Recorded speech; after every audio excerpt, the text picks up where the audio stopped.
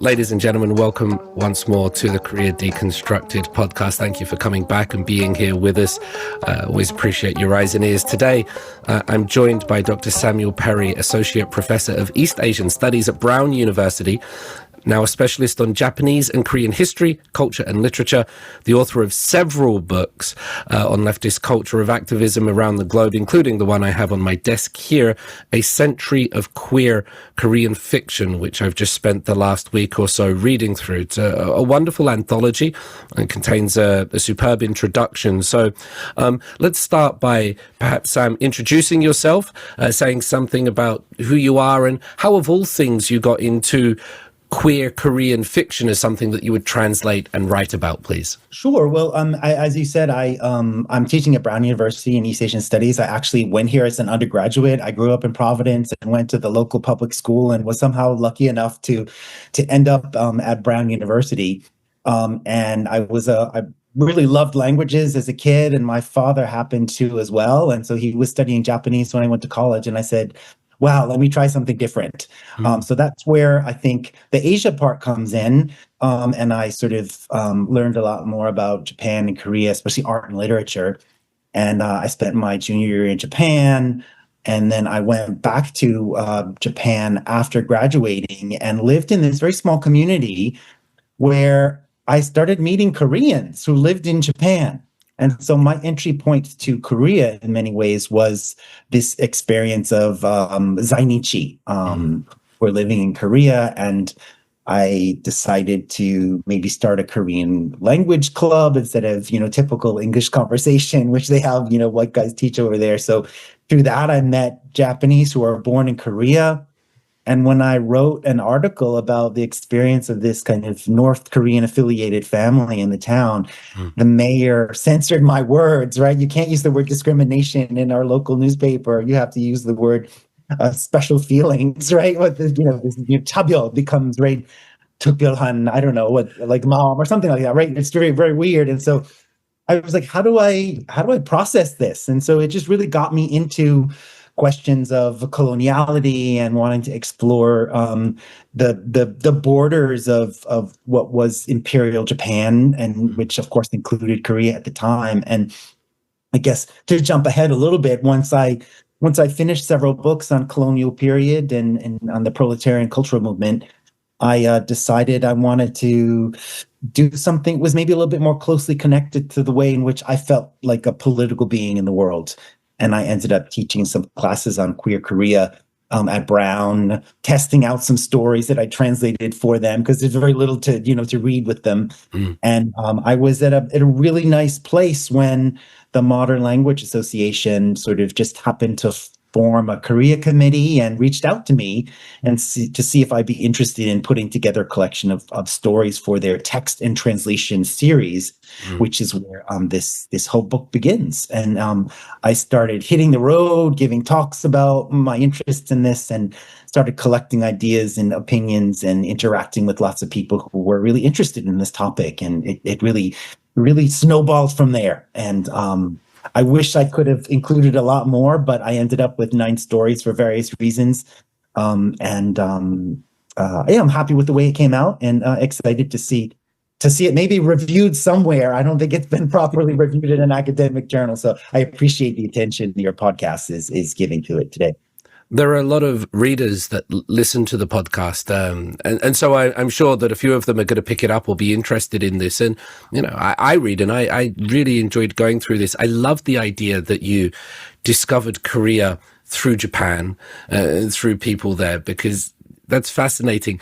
You mentioned studying colonialism, right? And so we're coming up to Samuel Undong as we record this, the March 1st movement, which is such an emotional, powerful, sad, celebratory time here in South Korea. It's tangible, the feelings, by the way, out in the streets. The taegukis are flying, the media is filled with images.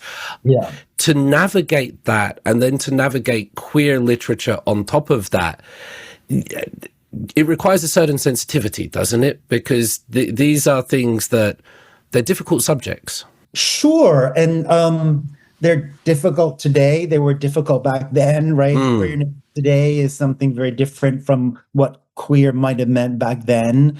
And I think, you mentioned, patriotism at a moment when Korea had lost its national autonomy. And I think when politics has to take place in the realm of culture, because it can't take place in like the diet, right? Because there is none, there is no participation, there's no vote.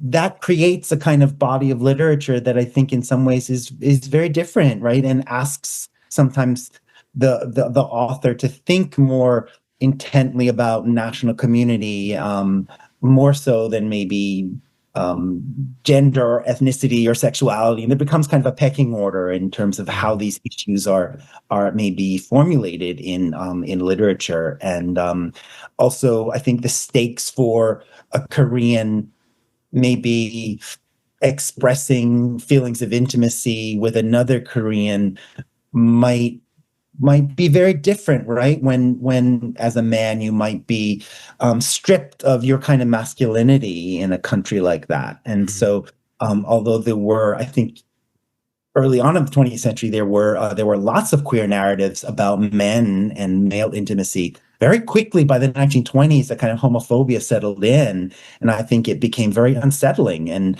that kind of narrative of civilization and barbarianism was often mapped over sort of sexualities as well. And you found a really interesting space where in the 20s and 30s, you have a lot more stories about female same-sex love than you do male same-sex love, in precisely related to that. I think that relationship of masculinity to the nation, right, and that kind of the threat of being accused of queerness per se, perverse sexuality. I think you mentioned that queerness today and queerness then might be perceived differently, and I think one of the best things that your book does, Sam, is that LGBT issues and queer issues today in South Korea, they feel very modern. They feel hyper modern. They feel like they should be the product of Netflix dramas and all of this kind of thing, right? But what your book does is it highlights that this is not modern, that there is a century at least. Can you say something about that, please? How this book actually tries to readjust our perspective and say that, there is a modernity to what's happening right now, but this is also has a lineage, a genealogy that we can trace back.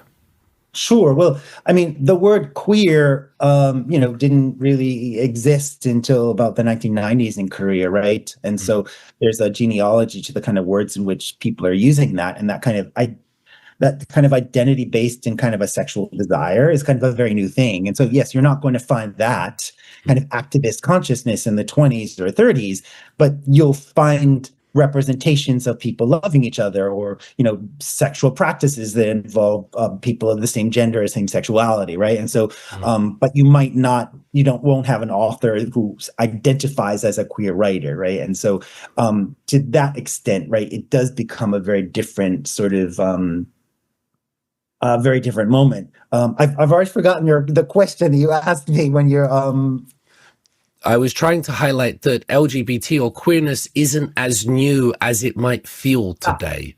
That was the idea. Yes.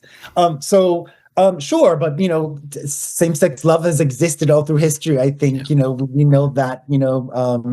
And so it's a matter of what gets recorded, what doesn't get recorded. And when it comes to Korea, before the year 1900, most literate people didn't care what was written in Hangul, right? That was the literature of, with the common people, the women, right? People were writing in Chinese, and that was the language of the sophisticated cultural elite. And so, of course, the Chinese canon has 1,000 years that sort of documents same-sex love in the palaces and, in the priesthood. And so you have this whole extraordinary sort of world of continental civilization that makes a space for same-sex love that in many ways is very affirming, if also, has its moments of homophobia. So on the one hand, you have that kind of rock and canon of the elite.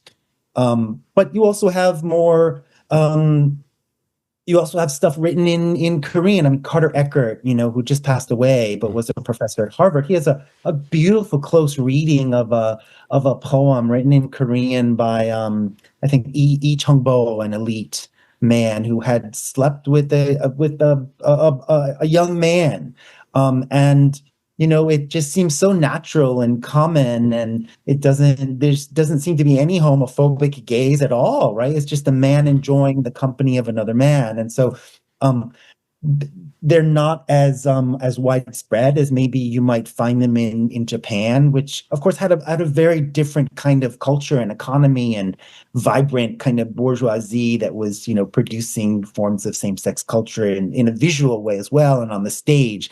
So you don't find that in Korea, but you certainly do find all sorts of stories also about female warriors, for example, or flower boys. And so, there really is a history of same-sex love that I think exists often in these texts that are very hard to access from us today. And once you enter the 20th century, I think you have forms of Japanese modernity and sort of sexology or feminism or a pedagogy that take up these kinds of issues within different languages and idioms that then get translated into different kinds of narratives and relationships that in many ways get picked up in Korean literature as well.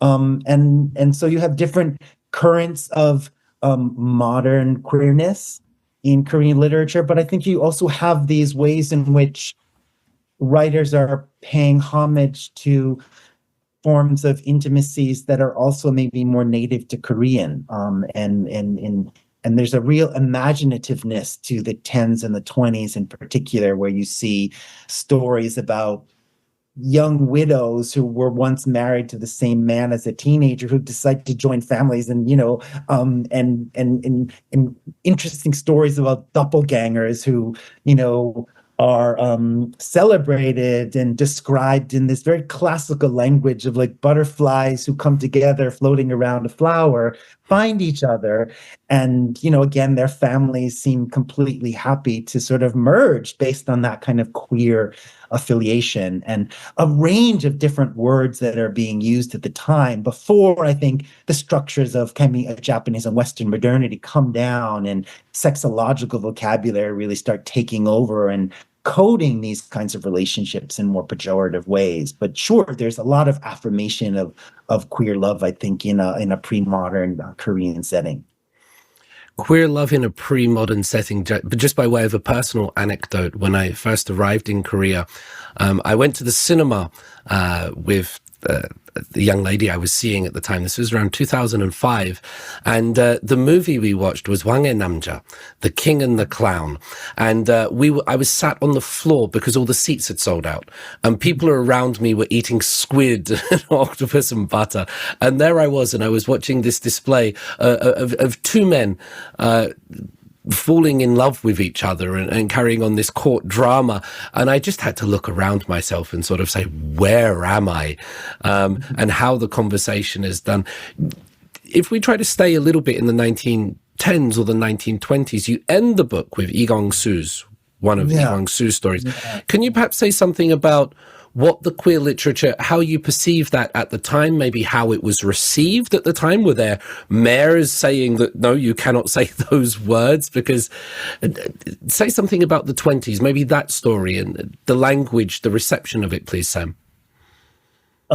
Sure. Well, I mean, Yi Gwangsu, I think one of his earliest queer stories was written in 1909. It was in Japanese, right, about, young Japanese boy and a Korean boy, and maybe another story of unrequited love or intimacy there, which has these transnational dimensions, because he, of course, grew up in large part in Japan, right, going to Japanese schools, right, from a very young age. But he does write many stories about these queer intimacies, and that particular story is really fascinating to me. It was, I mean, in part because you have this obsession on the part of this student, right, for this unknown other. And of course, I guess I can spoil the ending a little bit by saying, the Korean in that period can get away without using a gendered pronoun. Yeah. So ke can mean him or her. And so you don't really know until the very end of the story that the object of the protagonist's sort of desire, unrequited desire, right, is actually a man, Mm. even though within the story there's a sub-narrative about like a queer male-to-male relationship. And so translating that was a real challenge for me, and I loved being able to do that because the character's only named P, and there are references to an attraction to beautiful boys and girls on the train, and so there's like an ambiguous kind of queerness there. But there's no outright homophobia, for example. None of the characters, the best friends of the main character, are very sympathetic. They're, very sorry about what happens and plays out at the very end of the story. And, it's because Yi Gwangsu is such a celebrated writer. I think many people have written about this and have written about maybe this being kind of a distortion of Koreanness, being that he is kind of a pro-Japanese writer. It's more about Japanese than it's about, Koreanness, right? Which I think in many ways misses the point. But even as early as, so that story is written in the late teens, and I think there were lots of stories of queer intimacy, although maybe not mediated through this kind of pathological, portrait of an obsessed young man. But within several years, someone like Park Kyung-hee, another important intellectual, I think writes about how it was one of the first stories he ever wrote or he ever read. And it was perhaps just funny to read at the end that it happened to be a man he was interested in and a woman. But then by 1930, you see actual people referring to that story as obscene. So over the course of the 20s, you do kind of see the ways in which critics kind of become increasingly homophobic and hostile to that male-to-male relationship. And yet, even by the 1930s, Yi Gwangsu can reflect on his own experiences as a young boy being kissed by a young man, and he can romanticize that in a way from his position as being an elite writer that distances that experience into and marginalize it as part of his youth out of which he's grown up. Right. And, this kind of presents it as an experience that's maybe quite commonplace in the world of intellectuals in Japan as well. So there's a weird way in which the elite can sort of create a space of exceptionalism for them where those practices aren't quite as tawdry and obscene as they might be seen by other people. This last line of Yi Gwangsu's, where you mentioned this story, it ends with a single verse. It says, "The snow blows, the wind is frigid. Naked you seek an embrace, but have no one to hold. As you enter an everlasting silence, P, let it be said, was a man." And I'm sure for many people at the time, that must have come like a cannonball. It must have been a shock. Reading it in an anthology of queer Korean fiction, it was kind of like the reaffirming, because I was reading the story almost under the assumption that it must have been because of the location of where I found the book. So it wasn't quite as revelatory, but beautifully written as well as translated. Sam, you keep indicating that, modernity did something to the expression of queer literature, of same-sex writing and things like this.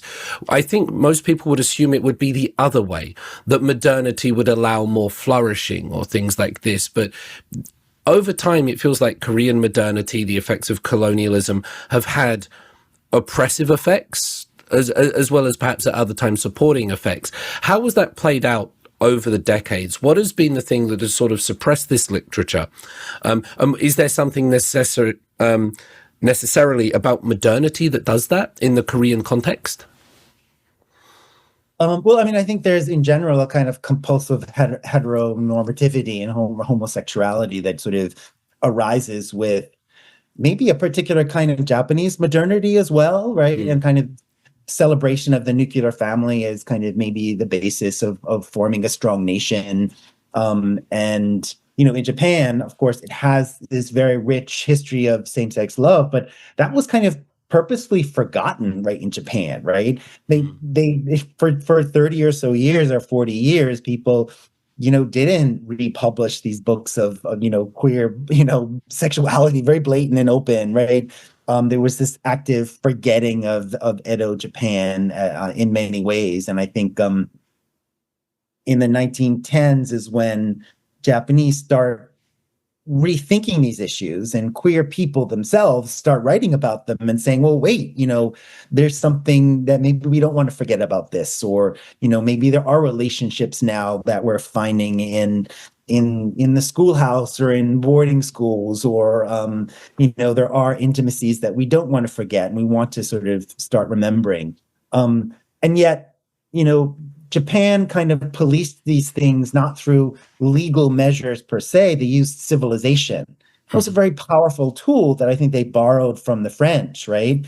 It is not civilized to be queer, right?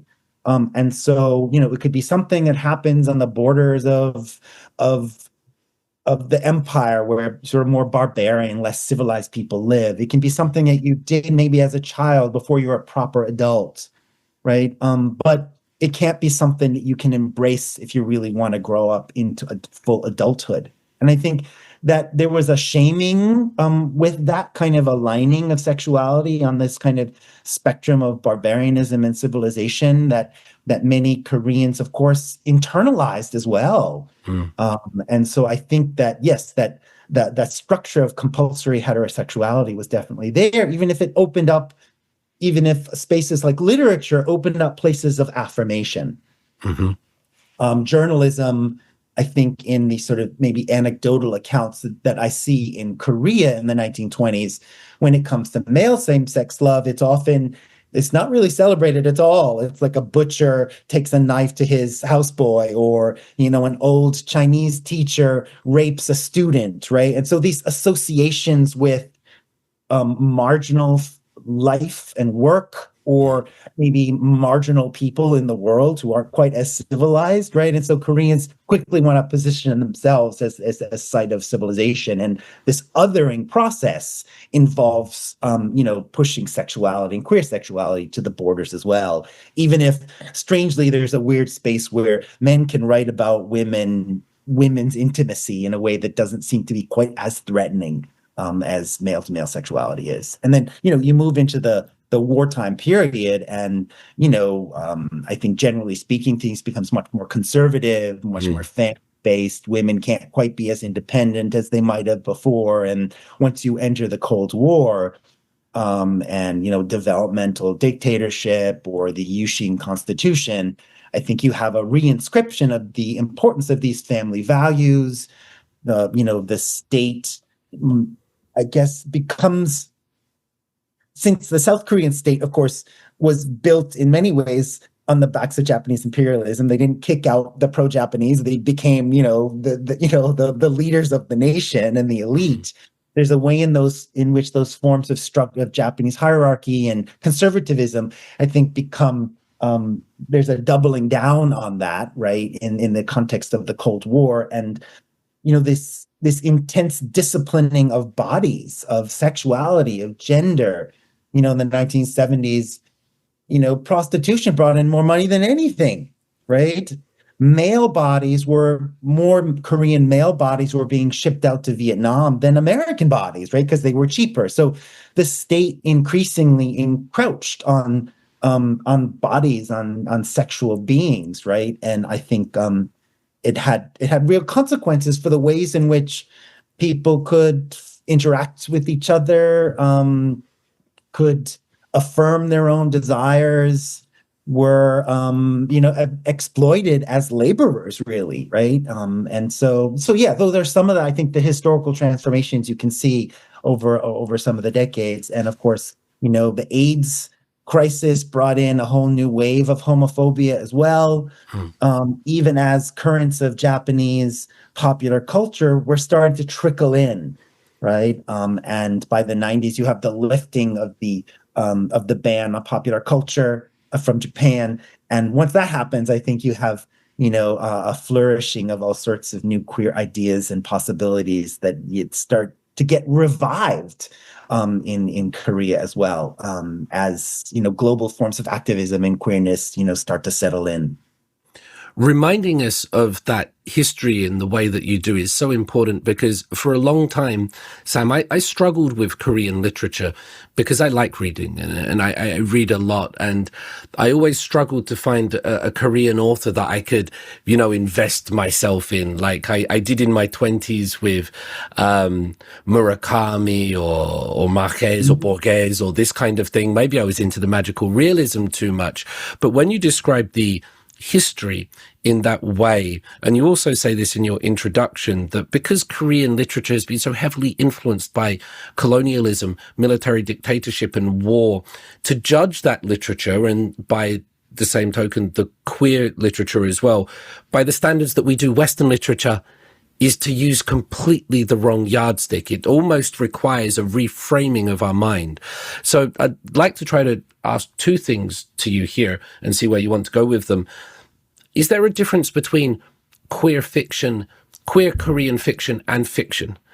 Right? Because it's still fiction, isn't it? And what makes them different?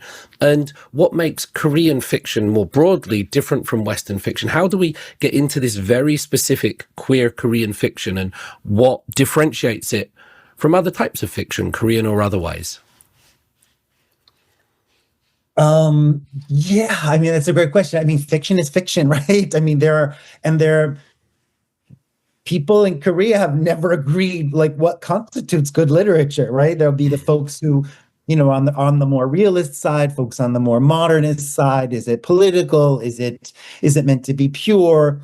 And when you think about things like feminist literature in the 1930s, that's a very different animal than feminist literature in England, right, in the 1930s, right? And in part because, it has to do with just literature as an institution. There was no university in Korea until 1925, I think, right? And so there was no discipline called fiction or literature or poetry, right? It didn't exist in the same institutionalized form. There were magazines, but they didn't pay royalties in the way that would sort of actively allow people to make a career out of that. You had to be like Kim Dong-mi, who had like a personal fortune, or, maybe be married to somebody who gave you a livelihood. And so it was often in many ways a hobby, and people didn't start making money off of it. I don't think real money until like late 30s or something. So literature as an institution was a very different thing in Korea and in the colonial situation and economy than it was in other places in the world, and in Japan and other places. So, and of course, there was no such thing as queer literature at the time, right? In the colonial period, or even up until maybe the 1990s, because it wasn't.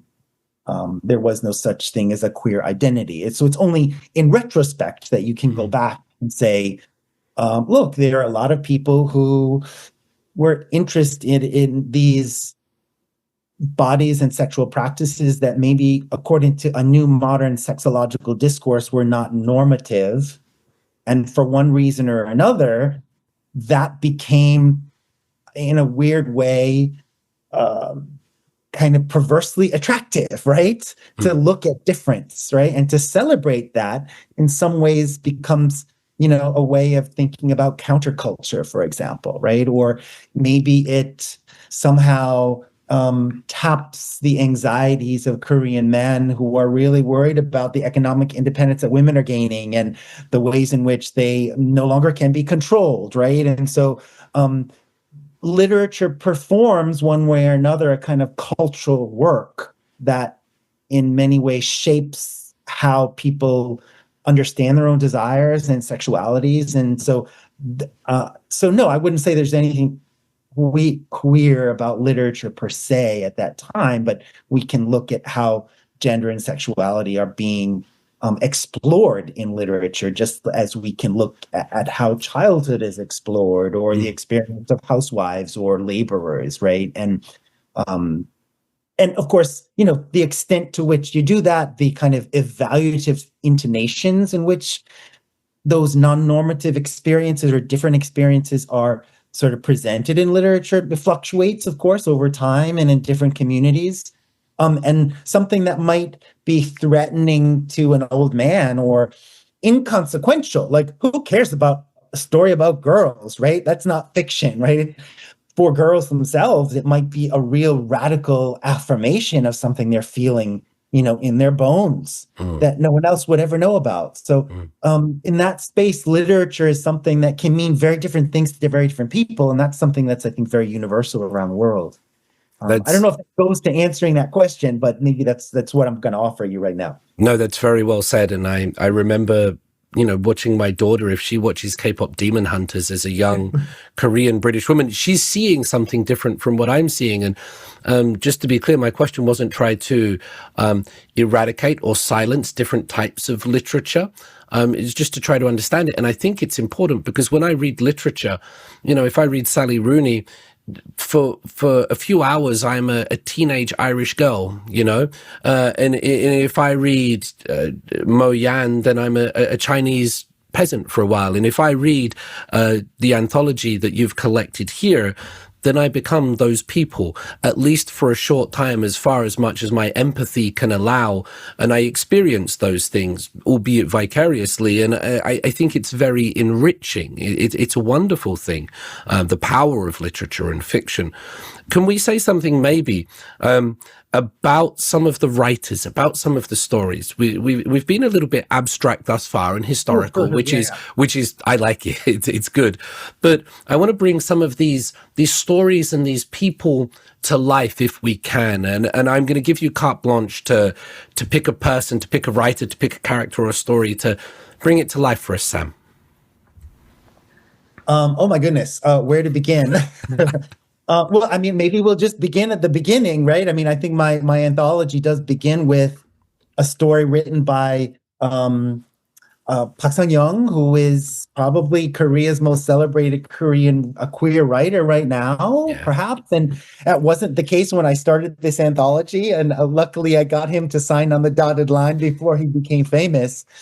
That's cool. But and we can maybe talk about how difficult it is to get copyrights and why a lot of things weren't able to be included here. But the story that opens up the book is very much, I think, situated within a contemporary kind of queer politics. And for me, what was so fascinating about the story, and it's called Yundo is Back, and it's about like a young man who kind of spent a large part of his youth abroad, going to school in the Philippines, and comes back and is interacting with some other people who are gay.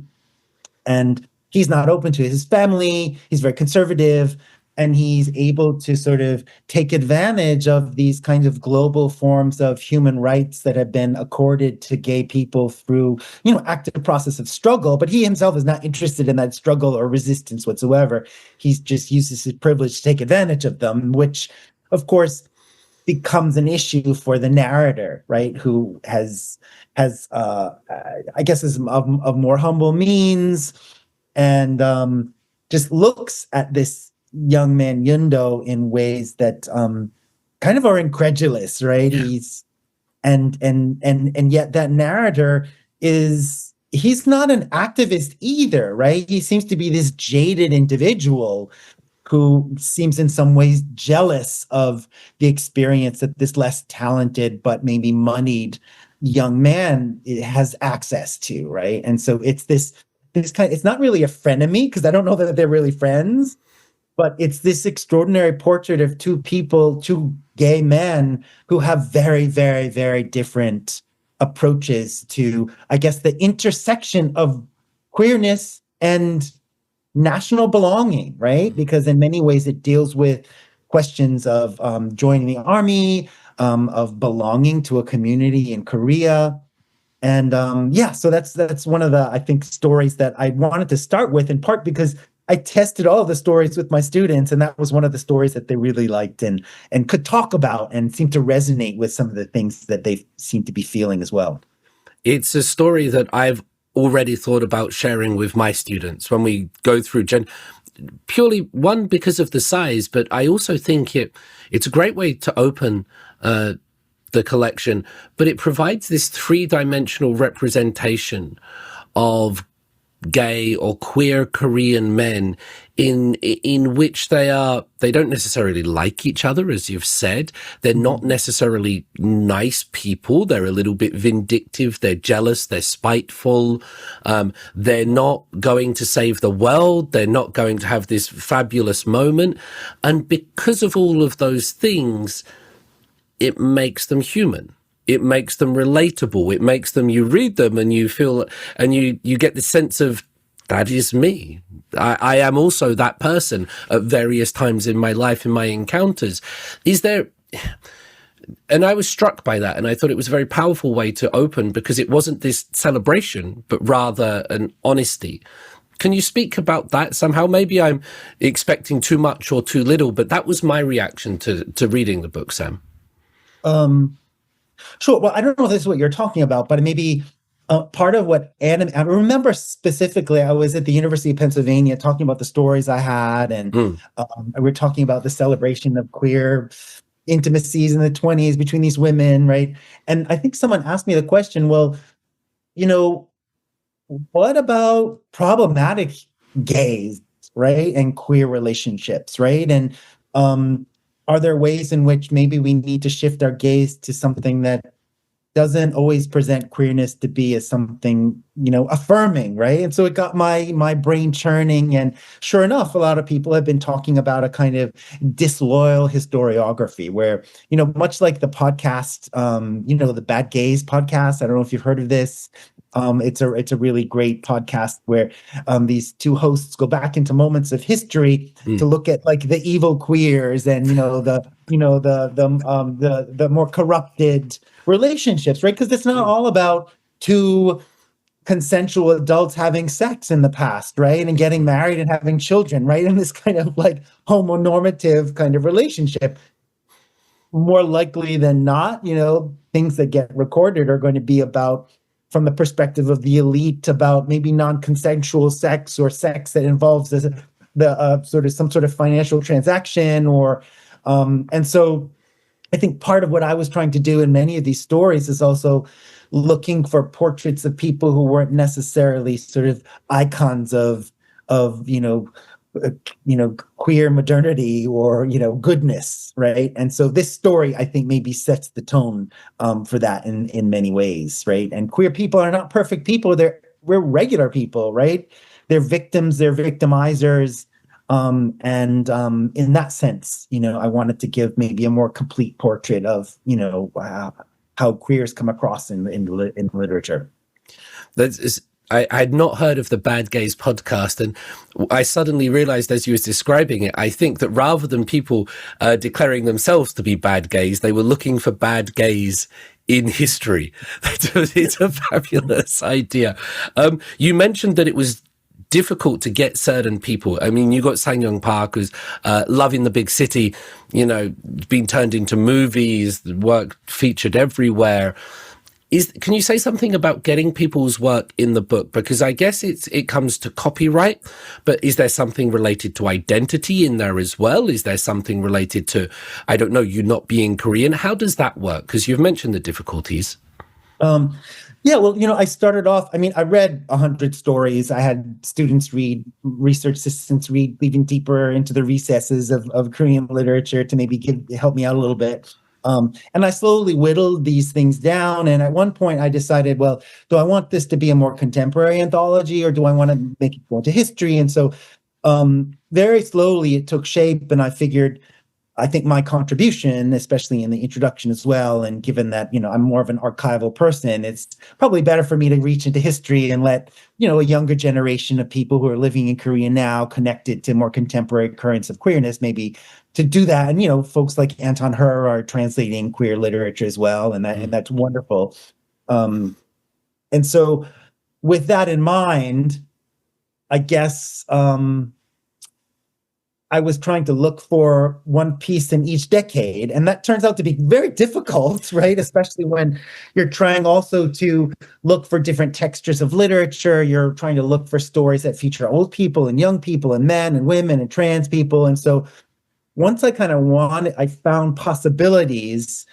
I had to think about genre. Do I want to stick with fiction? Do I go into poetry where there are some folks like Gi Hyung-do is one of the most beloved poets in Korea, and it's well known that he was a gay man, and he died of a heart attack in one of the gay theaters in Pagoda Park, right? And so it's like hard to doubt that he was part of that underculture. And you can read his poems in ways that I think flush out a lot of the queerness in many different ways and productive ways. And some of them have been translated. I don't think they ever got permission for that, but some journals and publication houses haven't always been strict about publication or copyrights, but now everybody is very, very strict about these things. And so I tried to find his aunt, I think, who owns the copyright, but she's never wanted it to be known that he was queer. And so you can publish people's work, but not necessarily under the rubric of queerness. And so I think I had that difficulty. I reached out to some people working under pen names through the publishers, and often people, they just don't want to come out of the closet, or they don't want to really acknowledge that they don't bring attention to their own position. There are some authors that I think maybe felt exploited, right? They had been translated before and didn't feel like they were getting much out of the bargain, or stories that had other people had already started translating. Jang Yeon-jin is, this very famous North Korean queer refugee who was picked up by the New York Times. Choi Sang-hoon wrote about him, and then suddenly it's in the BBC and the Guardian. And now I think he married a Korean American and lives in California or something. But, and his book has been, his novella has been translated into English. But I wanted to use some snippets from that. But it turned out that was not possible. And, I don't know that I can breach sort of the confidentiality of sort of business transactions. But, I think in general, there's a hierarchy of identity often in Korea. Like, are you a Korean or are you a queer? Like, where are your loyalties? And I think it might be hard for people who are maybe newly Korean to sort of also claim a queer identity, perversely at the same time. And, I can't really speak for everybody, but I think people have different situations that they have to deal with and navigate. Then, of course, there are people. There was there was a work of sort of ethnographic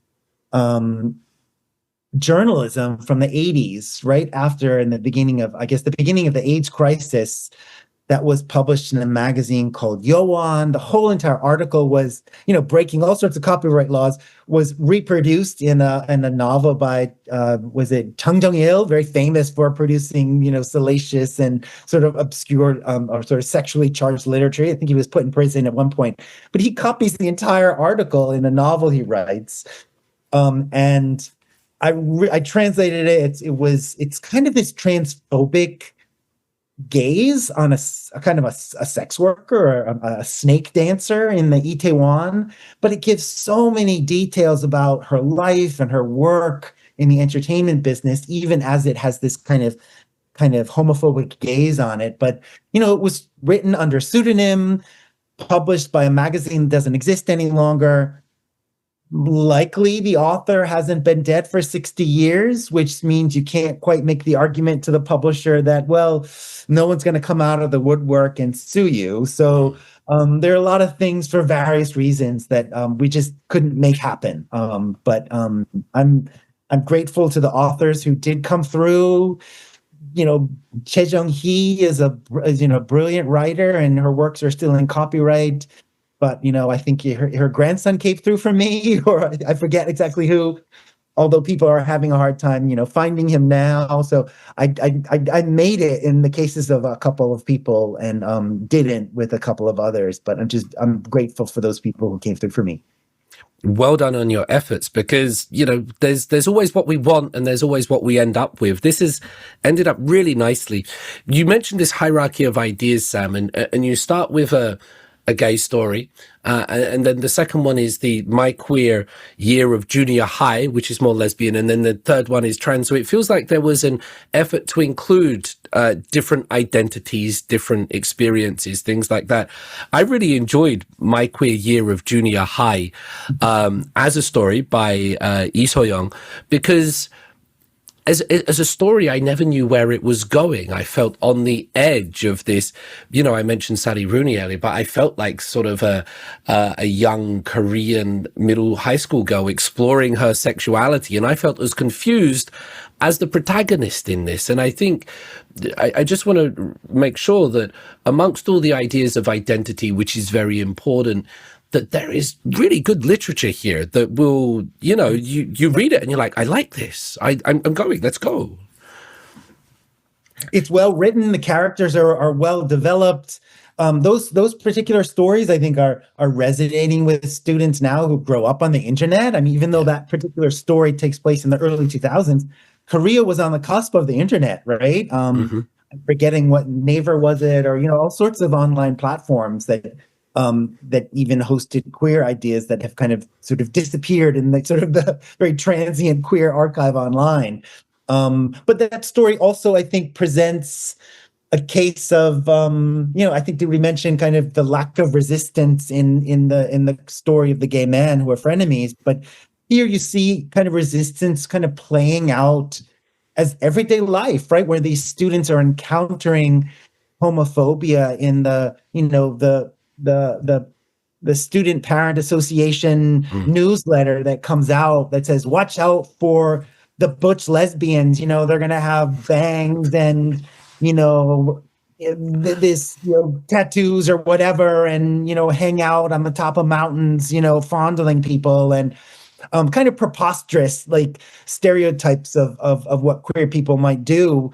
But you have, at the same time, these girls coming in, finding each other online, often, using pseudonyms, not exposing their own real lives, but then creating community out of that, finding passion in those moments. And then also, I guess, just navigating life under these often very draconian prohibitions against their own felt identities and passions. Yeah. And then also, these universal, tropes of teenagehood, like betrayal of friendship and, and all sorts of drama that goes on, and music and popular culture. And it's, really, really great literature. Yeah.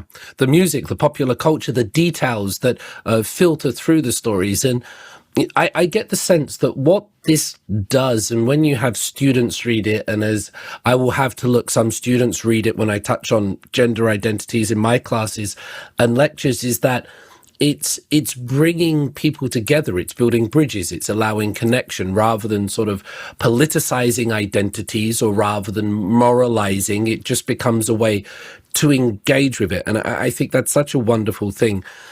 Translation in anything is difficult. It must be said. It's almost sort of like writing a new book. There's a whole other conversation there. But I'm sure to translate queer fiction might also present its own challenges. Certainly in the time that I've grown up, there are words now that used to be said very freely in songs and music that now are not acceptable. The words describing all of these things have changed. And also in the classroom, how was this for you? Because you sort of mentioned it a little bit in the introduction, how words like queer might be quite new. Previously, it might be Iban. And how did you deal with the language of all of this, Sam? Well, that was one of the striking things that came to me as I was navigating this extraordinary century, where you have different waves of language. You have these more dominant formations of sexological language, like Seoyoung or Pyeongtaesung, or like Namchang. Well, no, Namchang might be different. That might be more sort of a cultural, a residual term, like namsek, right, coming in from maybe Chinese. And then you have forms of like jakpe, right, which is figured like this hooking up or pairing in the countryside that appears in Yi Gwangsu's texts, or what am I thinking? Or these urban terms for like what we call like top and bottom, right? In male sexuality, like appearing in the 1960s, right? Hadn't encountered those earlier. So there are these urban cultures of same-sex love that probably are related to, the U.S. military presence in a place like Korea, probably, and these new vocabularies that are emerging in these kind of urban spaces. So making sense of all of that, right, and the kind of this palimpsest of different terms that emerge from sexological discourse or journalistic discourse or cultural discourse or historical discourse. And making sense of that was really just fascinating in and of itself, the multiplicities there. And then, thinking about how you translate those into American words without like flattening them, right? I mean, that's obviously a challenge, and you kind of do the best that you can. Sometimes you just go one for word, a beautiful boy. Okay, midong, I'm going to use beautiful boy, right? Young에, there is a language of sexology in the West that you can draw on, homosexual love. There are also terms that come from Japanese popular culture, like hippari, like picking somebody up, right? Or so there are ways in which you can, or like gay boy, right? That's a specific formation that comes out of.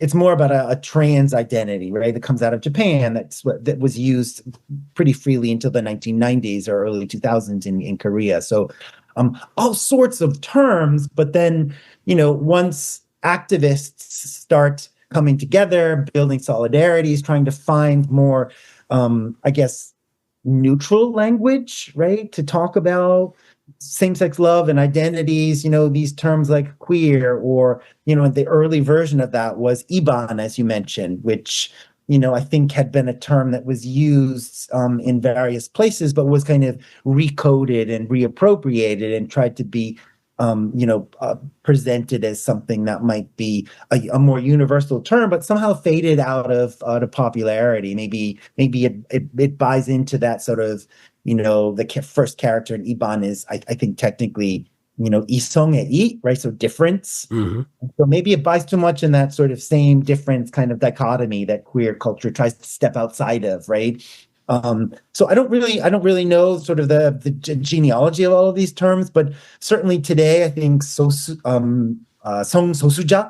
right? Sexual minority is probably maybe the more universal term used by government and, nonprofit organizations, maybe scientists, even in schools, right? Kind of a more neutral term, gender neutral term as well, that maybe has gained currency and is, of course, connected to that discourse on human rights, which we associated with the movement as well, and queer being connected to maybe academic circles, artist circles. They often tend to be activists themselves.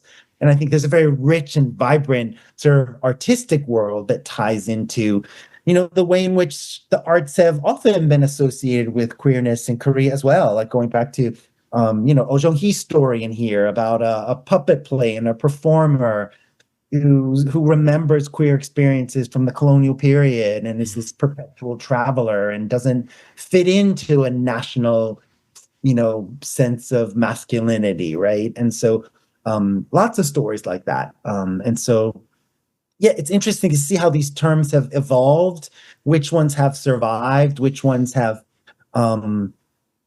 lingered in cultural texts. And of course, you go to some place like rainbowbookmark.com. I think it still exists in Korea, where it's an extraordinary sort of bibliographic tool that lists almost all the books that are coming out of Korea that are queer and categorizes them, according to LGBT terms like queer, disability, military even. And so queer family. And so there are these tags that are being used that have universal currency today, right? And are very different from maybe jakpe, for example, or hippari from the 1960s, or gay boy. And so are much more, I think, closely connected to universal forms of sort of queer understanding. I would say that it's whatever is happening at the moment is positive, because in the last 20 years that I've been living and working here, I've seen changes in attitudes amongst students, the way they talk about things, the way media presents these things, the way society is reacting. Obviously, this is South Korea. It's not Western Europe, but there are changes here, and the media represents that, I think. Do you have any your book looks backwards, a century of queer Korean fiction. Perhaps as we draw this conversation towards a close, like, do you see anything today and in the future? So looking at the present state of queer Korean fiction, or perhaps looking forward, and it might include, Japan, China, or other areas that you research. What does the present and the future look like, having looked at the past, Sam? I mean, I think that's the most difficult question for someone who's historically oriented like me, right? Yeah. I mean, in ways, it's kind of like the question you ask a revolutionary, where is the revolution going to go, right?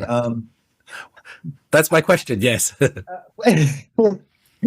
And of course, I think, as I mentioned in the introduction, right, it's difficult. I mean, we shouldn't really use a Western, yardstick of progress of gay rights. I mean, in America, we see Florida where, you're not allowed, in Texas, where in public universities, you're not allowed to teach courses on queerness anymore, right? I mean, it's like these blanket bans that are coming through state legislatures on, controversial topics, even not just queerness, questions of, I don't know, Palestinian identity even, or whatever, right? So there's a broad shift, I think, in the ways in which we kind of tend to think of the course of progressive history, right? So I don't know where it's going. I mean, I think 20 years ago, people would have been very skeptical about, the future of queerness in Korea. But I think, sometimes conversations are triggered in the most coincidental ways, right? I mean, I think those attacks on women a couple years ago,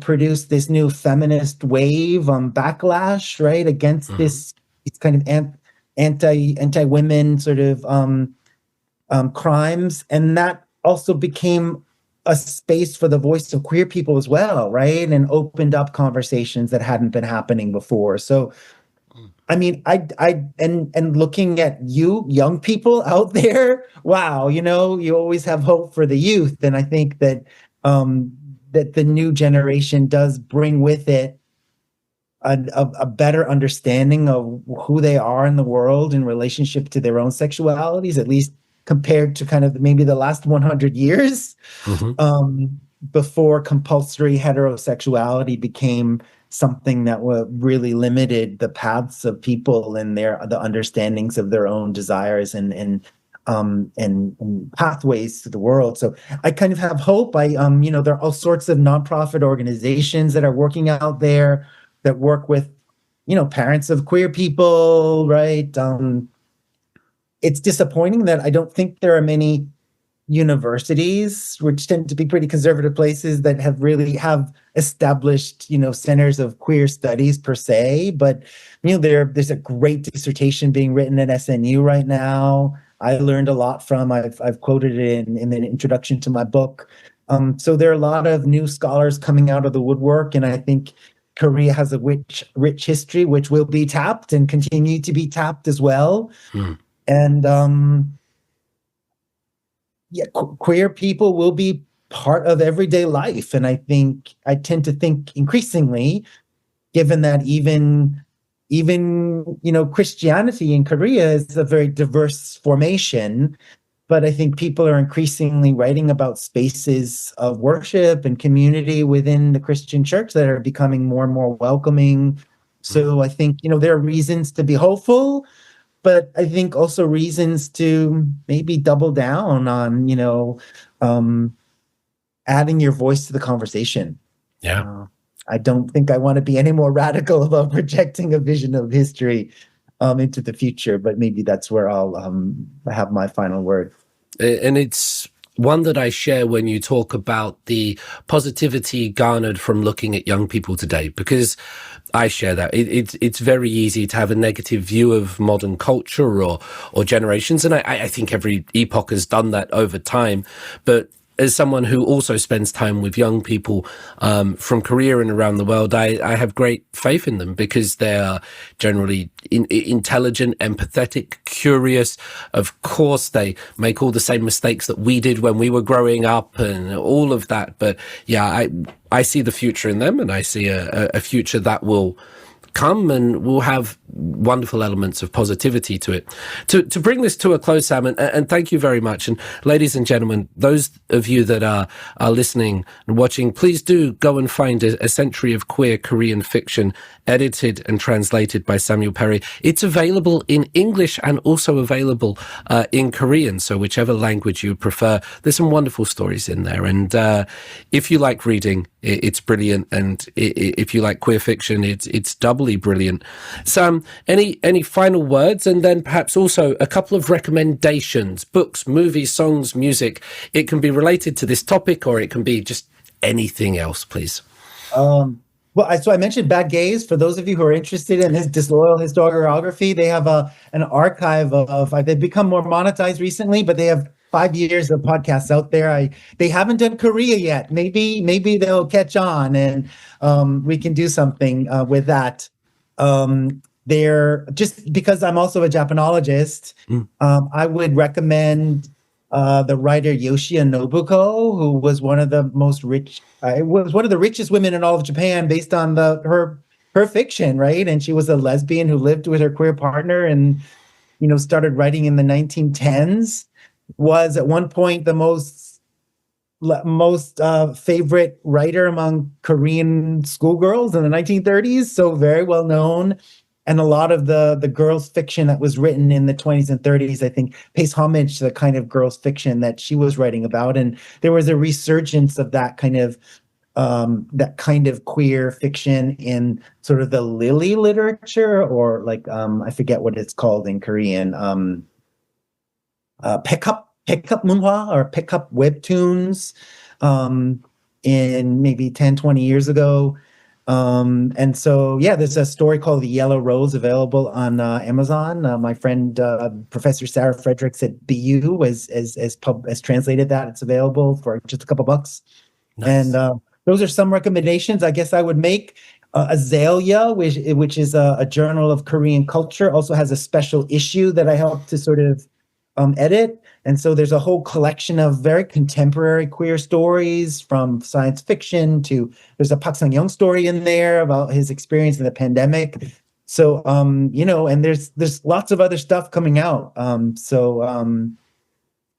Search and ye shall find, right? Yes. Really is, that's the situation right now. So thank you, and happy reading. Wonderful, and happy listening as well. Ladies and gentlemen, this was Professor Samuel Perry, Associate Professor of East Asian Studies at Brown University. Thank you very much. Thank you very much, David.